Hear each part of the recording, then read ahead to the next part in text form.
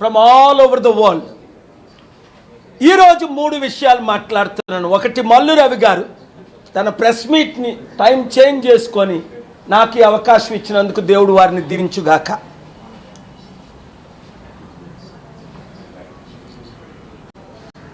గత వారం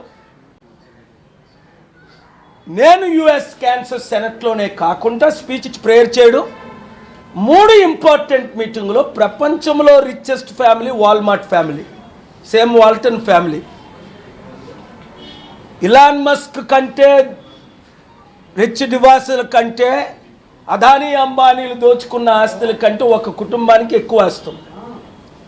వారే ఇక్కడ మన దేశం కొరకు యుద్ధాలు ఆపడం కొరకు, వినండి, యుద్ధాలు ఆపడం కొరకు, అంటే ఇండియా లీడ్ చేయాలి, అమెరికా మనతో జాయిన్ అవ్వాలి, వాళ్ళు రెడీగా ఉన్నారు.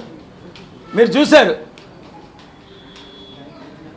పార్లమెంటేరియన్స్, కాంగ్రెస్ మెన్లు, లీడర్సు, ప్రెసిడెన్షియల్ క్యాండిడేట్లు, గవర్నర్ క్యాండిడేట్లు నిలబడి చప్పట్లు కొట్టి నన్ను రిసీవ్ చేసుకున్నారు. మరి నా రాష్ట్రాల సంగతి ఏంటి? మనమందరం కలిసి ఉండొద్దా? మన దేశం కొరకు, మన రాష్ట్రం కొరకు. ముఖ్యమంత్రులు ఇద్దరు దావోస్కి వెళ్ళారు. అందరూ ఏమంటున్నారు? వీళ్ళు దోచుకున్న ఈ వేల లక్షల కోట్లు వైట్ చేసుకోవడానికి వెళ్ళారు. బ్లాక్ మనీని వైట్ ఇన్వెస్ట్మెంట్ పేర్లని. లేదా అక్కడి నుంచి ఏం చేస్తున్నారు? ఇప్పటికి మరొక అవకాశం ఇస్తున్నాను నా మిత్రులిద్దరికి. రండి, ప్రపంచంలో డబ్బు ఎక్కువైపోయిందో, మనకు దరిద్రం ఎక్కువైపోయిందో, అప్పులు ఎక్కువైపోయి, మనం కలిసి పనిచేస్తే అద్భుతంగా మన రాష్ట్రాలు మారిపోతాయి.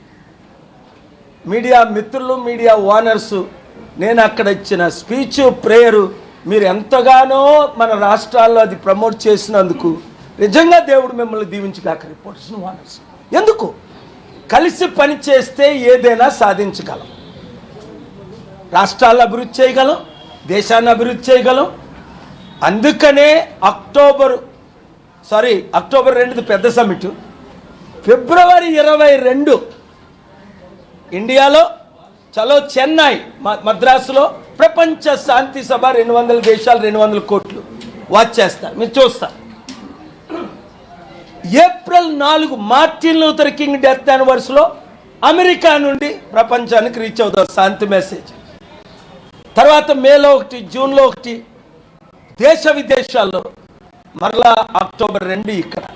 మన ముఖ్యమంత్రులు ముఖ్యంగా ప్రార్థించండి అందరూ, దేవుడు వారిని మార్చాలి అని. నేను ప్రజాశాంతి పార్టీ పెట్టానని పార్టీ గురించి మాట్లాడట్లేదు కదా, ప్రపంచ శాంతి గురించి, మన రాష్ట్రాభివృద్ధి గురించి, మన రైతులు, నిరుద్యోగులు, ఉద్యోగులు